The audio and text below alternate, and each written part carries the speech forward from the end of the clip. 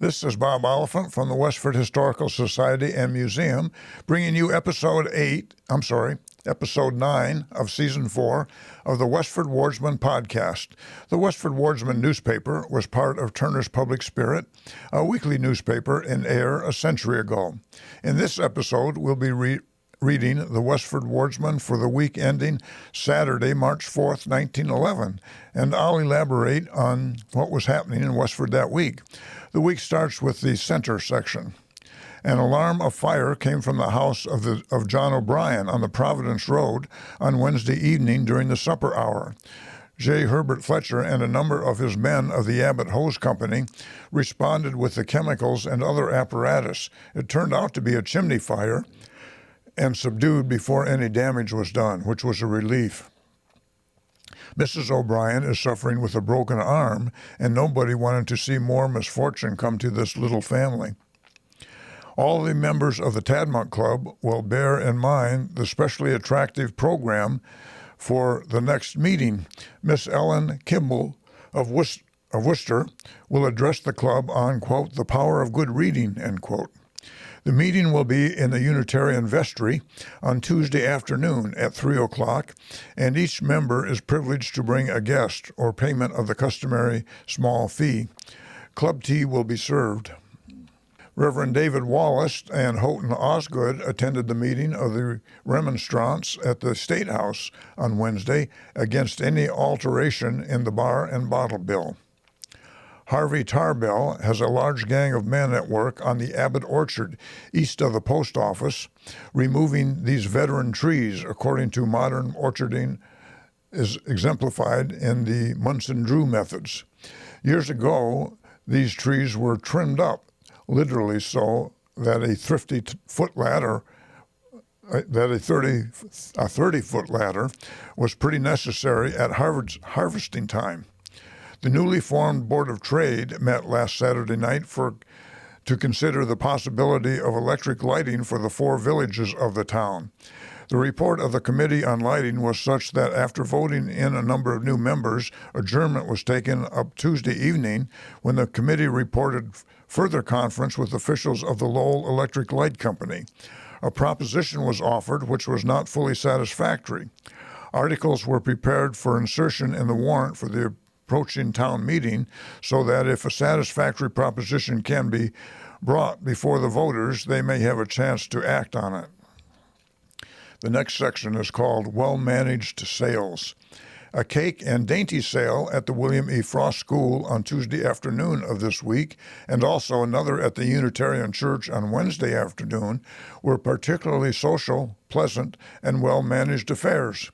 At the Frost School, the pupils in the 4 rooms, under the supervision of their teachers, sold cake, candy, ice cream, popcorn balls, and beautiful plants of lily of the valley grown by themselves. They did a good business and sold out their wares and added a substantial sum to their piano fund. At the Unitarian Church, the good store of home-cooked food, temptingly arranged, found ready customers, as did also the candy table. The next section is the About Town section. Harold Fletcher on Oak Hill, while stepping from a ladder to the ground last week, stepped on a rusty nail. Dr. Wells was called and removed the nail. The after-ill effects that is liable to follow him stepping on a rusty nail has been averted, which I presume means he got a tetanus shot. There is considerable activity at Brookside Mills preparatory to starting up after a shutdown of several months. A new engine has been installed. At a meeting of the Republican Town Committee held last Monday evening to organize for the year, the Honorable Herbert E. Fletcher was elected chairman, Alfred Hartford secretary, and Julian Cameron treasurer. John A. Taylor writes from North Dakota of his recent trip to Winnipeg, Canada, to take part in a debate with Canadian talent in that city. Although the weather was biting cold, he bit the Canadians in argument more sharply than their weather bit him and won the debate. He was a professor at the University of North Dakota and the son of Samuel Taylor. Sunday services at the long sought-for chapel next Sunday. Mr. Shepherd of Lowell of the Shepherd Mission will conduct the services, assisted by Mr. Trite, who has been leader for several Sundays. This is also called the Baptist Chapel, and it was located on the south side of Groton Road, near what is now Farmers Way. The Board of Trade, at its last meeting last Saturday evening, elected John P. Wright, a member of the Committee on Entertainments, John C. Abbott and Julian A. Cameron to serve on the Committee on Street Lighting. At the annual town meeting, an article will appear in the warrant in regard to buying a power spray pump to pump contaminated water to the homes of the moths. If the town decides to make the purchase, a saving can be effected by buying of the well-known firm of Massachusetts, Westford & Company, the senior partner of this firm agreeing to throw off one full half the price. Let us have this sprayer and begin to administer early on the estates of these moths. To all who are charmed with silver-tongued oratory, an opportunity is given to hear next Thursday evening, William Jennings Bryan, who will give an address in Lowell at the First Universalist Church on Hurd Street. Bryan was, of course, an American politician and the leader of the liberal wing of the Democratic Party. He ran unsuccessfully for president 3 times in 1896, 1900, and 1908. He served briefly as a representative from Nebraska and was Woodrow Wilson's Secretary of State from 1913 to 16. He was popularly known as the Great Commoner for his faith in the goodness and righteousness of the common people. A grandmother's club has been organized in West Chelmsford. Mrs. Samuel Taylor, who lived in Westford, has been elected a member. Westford was well represented at the Masonic lecture in Lowell on Tuesday evening at the First Baptist Church. The lecture was an outline of Masonry for 800 years. George Albert Drew was in town last week visiting his mother, Sarah née Ober, widow of George Drew, on the Boston Road. He has a whole township of friendship here that would have been glad to have chatted along the lines of orcharding. The next section is called, and it's in quotes, Annals of a Neighborhood. The very interesting historical contributions of E.A. Richardson of Ayer still hold their interest, and the only regretful word in the last article and the last word to be continued better substitute the word continued. The two correspondents in Westford vary a little in regard to the chapel near the Nutting Cemetery. One says foundation for a cellar, and the other speaks of the chapel in which Ernest Dane is now living. Both descriptions are true. After the present chapel was built, a desire was expressed for a larger building, hence the foundation for the cellar as it now exists, a few rods north of the original chapel. Under the larger attempt, everything was to be on the community basis, all things common. They had proceeded but a little way in the new venture before there was a disagreement in the interpretation of the meaning of the words all things common. Asa Nutting and a Mr. Craig, who had abundance of conservative sense, also about all the sense to promote the building, led one faction, and the other side were all leaders of the heterogeneous makeup, and in the words of Mr. Nutting, if this is the interpretation of community, we will stop right here, and not another stone has been laid since. The writer well remembers the Mr. Craig referred to, tall, straight, and a long flowing beard. He was an interesting and unique personality, and was one of leaven of Milleritism. The next section is the Forge Village section. The Girls' Friendly Society, at the conclusion of their meeting on last Wednesday evening, held a very pleasant musical hour in charge of the Intermediate Committee. Songs were rendered by Annie Orr, Mary Cherry, Edith Spinner, and Hugh Comey. Miss Mabel Phelps and Miss Hazel Comey favored the society with selected recitations. Miss Edith Spinner played a solo on the piano. A party of fishermen who had been enjoying the sport up in the Narrows last week neglected to put out a fire which they had made, with the result that after they had left for home, the embers, having been fanned by the breeze, spread to a large pine tree on the bank. which caused quite a blaze for a while.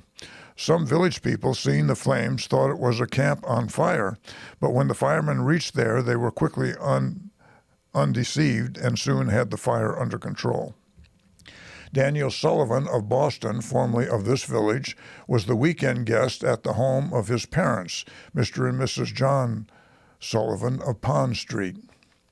In Abbott Hall on last Sunday morning, Reverend Edmund T. Schofield held service in place of Reverend M.E. Doherty, who, on account of serious illness, was unable to be present. These were the Catholic services as the St. Catherine's was either under construction or being renovated. The next section is called The Racing. The horse racing on Forge Pond on Saturday brought out as large a crowd, if not larger, than the race of last week. The racing, which was run under the same conditions as last week, was open to Westford, Littleton, and Groton, but only Westford and Littleton participated. The track was in the same poor, slushy condition of last week, owing to the warm spell, which made it heavy going, and again this was to the advantage of Henry Healy's chestnut, Joe of Graniteville, who captured the first prize. Austin Healy's Dolly took second, but had to go some, as both Yap's Bay and Dr. Blaney's Knox Gelatin Boy were close at her heels. Mr. Yap's Bay captured third prize, which made the score the same as the previous race. The prizes were offered by the lovers of sport of this village and consisted of a fine horse blanket, first, pair of quarter boots, second, a whip, third. The success of the meet was due to Fred Sweat, Elmer Nutting, and Alfred Droulet, who have exerted untiring efforts in the cause. Next section is called Large Attendance. Recreation Hall was the scene on Tuesday evening of one of the largest gatherings ever assembled, who came to participate in the supper and take in the entertainment and dancing. A most delicious supper was served under the direction of the Ladies' Sewing Circle. It is a long time since these ladies were kept so busy waiting upon their guests, who always find their suppers well worth patronizing. Immediately following the supper, a most enjoyable entertainment was given under the direction of the Girls' Friendly Society. Then came the principal event of the evening, the one-act comedy drama entitled Ma Sweet and Her Family of 7 Talented Daughters, which made a great hit and brought down the house with applause. The floor was then cleared for dancing to the music of the Sweet Family Orchestra and was enjoyed till a late hour. The proceeds of the affair, which netted about $20, will be used for the benefit of St. Andrew's Mission. And then the cast is given. The next section is the Graniteville section. The members of St. Catherine's Temperance Society held a very successful dancing party in Healy's Hall last Saturday evening, which was largely attended. The Colonial Orchestra from Lowell furnished excellent music for dancing, which was thoroughly enjoyed by all. Many people were present from Ayer, North Chelmsford, Forge Village, and other surrounding towns. Mr. and Mrs. Hyacinth Leduc of this village have returned home after spending several weeks with Mr. and Mrs. T.A. Riney of Camden, New Jersey. Mrs. T.A. Riney will be remembered as Miss Louisa Leduc of this village. Last Wednesday evening, the Social Six Club assembled at the home of Mrs. Lucy Blood of this village. She lived at 60 Broadway Street. Through the kind invitation of Miss B.S. Galbraith, a member of the club. The evening was pleasantly spent in playing games, cards, and a short musical program, which concluded the evening's entertainment. After all had joined in singing Old Lang Syne, their pleasant affair came to a close. At the 9 o'clock Mass, celebrated in Healy's Hall on Sunday morning, the pastor, Reverend Edmund Schofield, sadly announced that the curate, Reverend Michael Doherty, is now seriously ill at the parochial residence at St. John's Church, North Chelmsford. This came as a great surprise to the parishioners of St. Catherine's Church here, as they did not know that Father Doherty was sick. He has made many friends here since he became assistant to Father Schofield, and it is the sincere wish of all that he may have a speedy recovery from his present illness.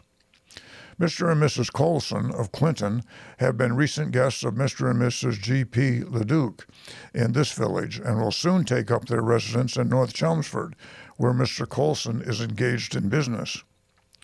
The horse race in Ford's Village last Saturday attracted the usual large crowd from here. There was no change in the results from the week before, both first and second prizes being won by Henry and Austin Healy, respectively, of this village. Graniteville is right there when it comes to speed. The first of the Lenten devotions was held in Healy's Hall on Ash Wednesday evening at 7:30. A large attendance turned out. The members of St. Catherine's Temperance Society held their regular meeting in the rooms of the society on Monday night. Three candidates were initiated into membership and 2 applications received. The society is now getting along well, and the rooms are open every evening in the week for the comfort and pleasure of its members. Next, we have a paragraph on a death. Mrs. Bridget Cannell, widow of the late John Cannell, formerly of East Groton, died at the home of her son, John Cannell, in Westford, near the Littleton line on Friday, February 24th, aged 80 years. She leaves 2 sons, John of Westford and Charles of Tingsboro, also 2 married daughters in Boston, as well as many near relatives in Westford and Tingsboro. The funeral took place here from her home on Monday morning, February 27th. Burial was in St. Mary's Cemetery, Ayer. Next, we have a wedding. The marriage of Miss Minnie Alforth of Lawrence and Mark Palmer of this village took place at the home of the bride on Wednesday afternoon, March 1st. After the ceremony, a lunch was served at the bride's home, after which the happy couple departed for New York and Washington. On their return, they will make their home at the home of the groom in this village. Miss Minnie Alforth was well and favorably known here, having lived here for the past 3 years, being employed as head bookkeeper for C.G. Sargent and Sons. Mr. Palmer is the son of Lewis Palmer, the well-known stone contractor. The Palmers had a quarry up on Snake Meadow Hill in Graniteville. The happy couple have the best wishes of their friends who wish them peace and happiness in their wedded life. That's the news in Westford for the week ending March 4th, 1911. Thank you for listening, and thanks to Ryan Cousins of Westford CAT for providing technical support. You can find transcriptions and podcasts from the Wardsman at our website at museum.westford.org or visit the Historical Society's Facebook page for more Westford news from days gone by. This is Bob Oliphant, and I hope you will join us for next week's Westford Wardsman podcast. Thank you.